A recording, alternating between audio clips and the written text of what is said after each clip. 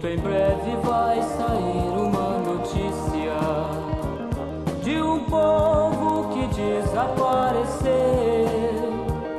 Era um povo muito humilde que aqui muito sofreu.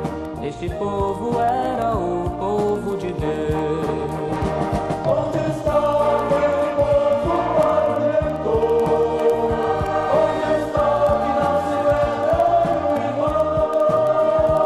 Alguém com voz de lamento vai dizer neste momento: aquele povo foi embora pra Sião. Onde está o dirigente desta igreja? E os obreiros daqui aonde estão? E as mensagens que pregavam, muitos crentes se alegravam. Eles também foram embora pra Sião. Onde está aquele povo barulhento?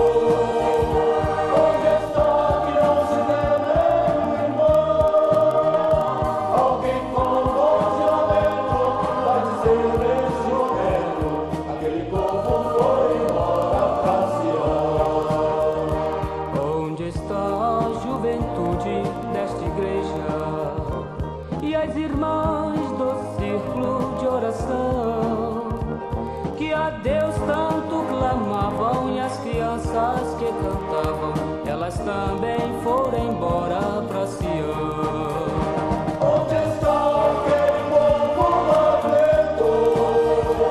Onde está que não se vê nem um irmão? Alguém com voz de lamento vai dizer neste momento: aquele povo foi embora pra Sião.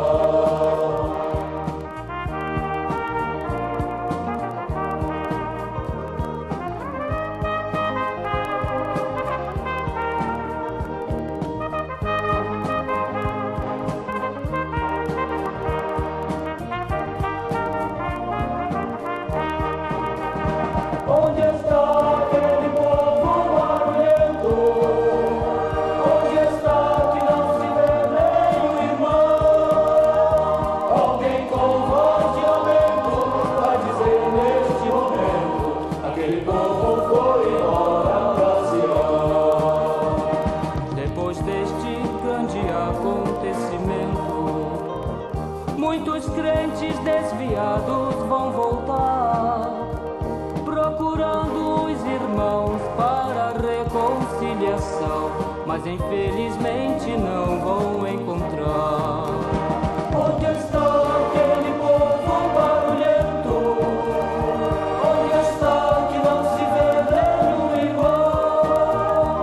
Alguém com voz de lamento vai dizer neste momento: Aquele povo